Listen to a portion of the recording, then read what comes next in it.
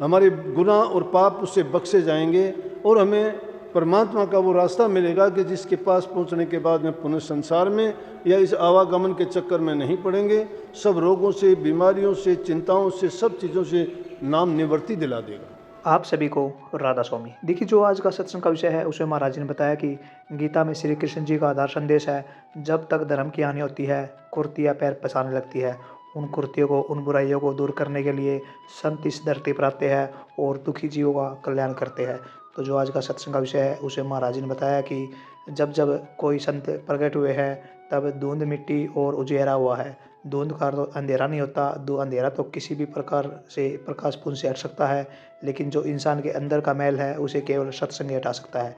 तो जो आज का सत्संग का विषय है बहुत ही प्यारा विषय है। तो चलिए आपका कीमती समय लेते सत्संग को शुरू करते हैं। कृपया महाराज जी के इन प्रवचनों को पूरा सुनकर और उनको अपने जीवन में उतार कर अपने जीवन को सार्थक सफल अवश्य बनाइए। राधा स्वामी। और सेवा करना भक्ति के लिए सबसे उत्तम और सबसे प्रथम सीढ़ी का काम है।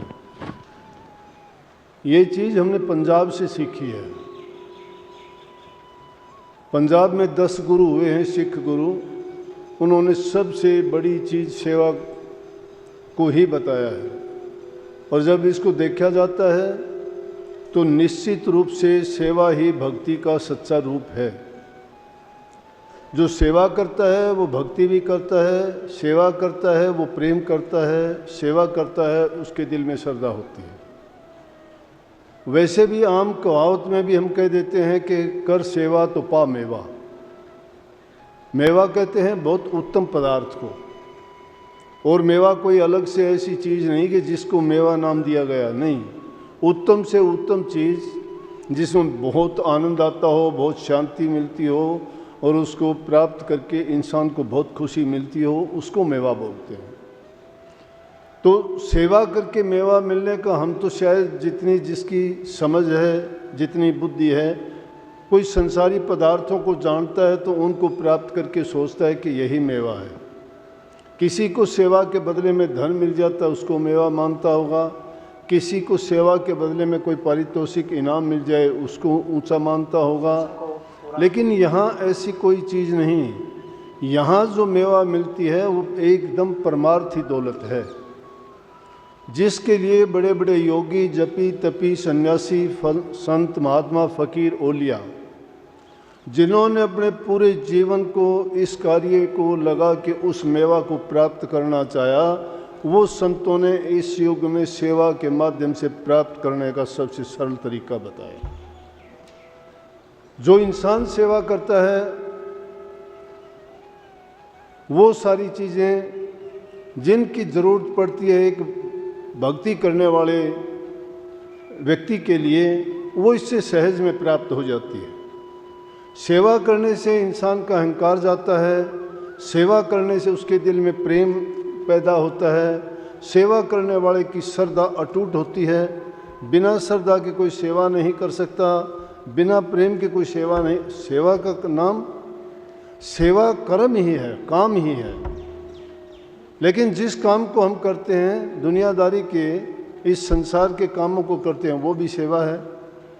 माँ बाप सेवा संतान की करते हैं, उनकी परवरिश करना उनकी सेवा है। रोज़गार करने वाले जिस महकमे में काम करते हैं उसकी सेवा करते हैं। जैसे अध्यापक शिक्षा दान करता है तो वो सेवा करता है, किसान खेत में काम करता है वो सेवा करता है। तो जो जिस क्षेत्र में काम करता है उस क्षेत्र में काम करने वाला उसी से वो मेवा प्राप्त करता है, उसके बदले में उसे कुछ मिलता है।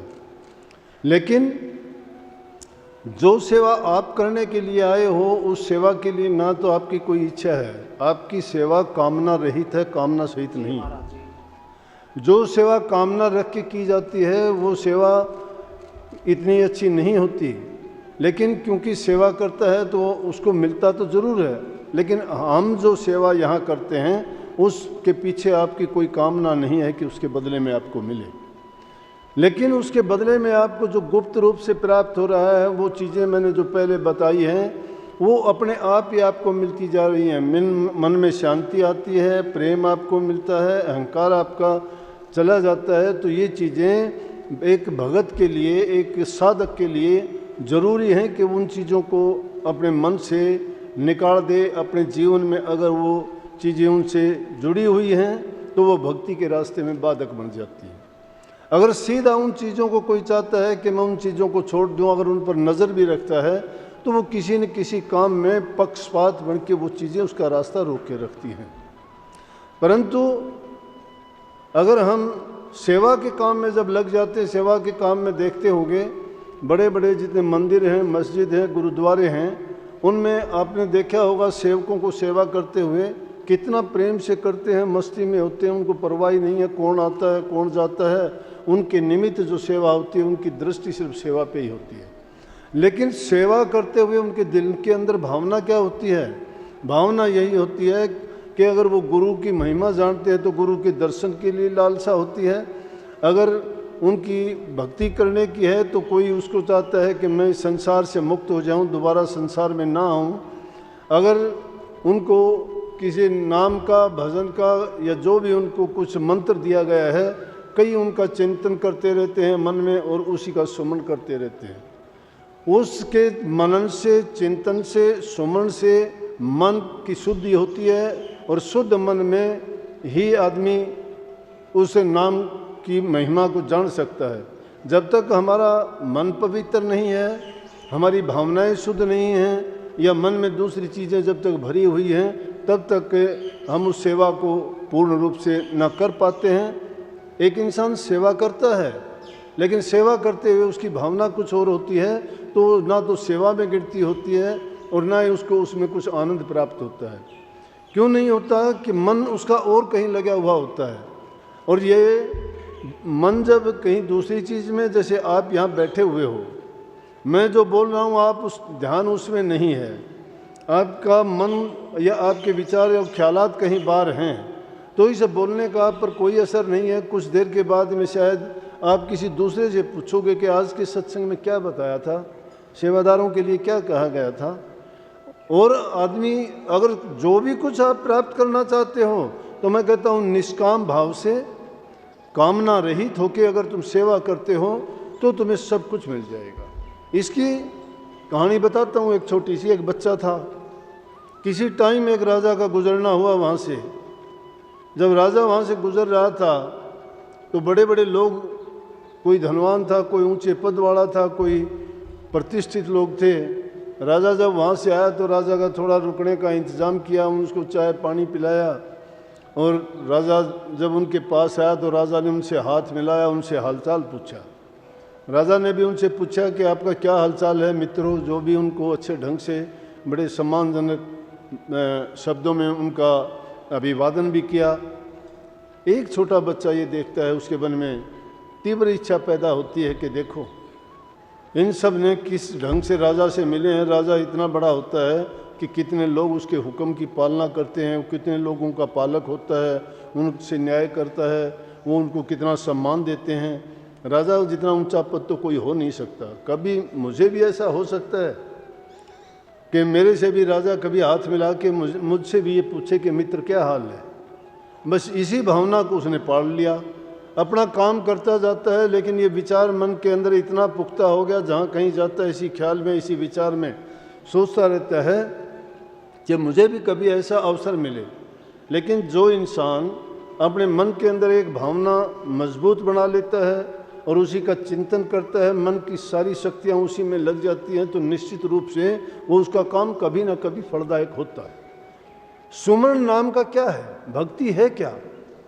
वो भी यही चीज़ है। तुम्हें जो नाम की बख्शीश की जाती है, या मंत्र कहो, गुरु मंत्र कहो, उपदेश कहो, वो जो तुम्हें दिया जाता है उसके लिए कहा जाता है कि इसका अभ्यास करो, इसके चिंतन करो, इसका सुमन करो। जब अभ्यास करते हो तो क्या होता है, मन के अंदर बड़ी शक्ति है इंसान के। तो पूरे दिन अगर या जब भी उसको फुर्सत मिलता है, जब भी उसको टाइम मिलता है, तो उसी नाम का चिंतन करता है, सुमन करता है, ध्यान करता है। क्यों करता है?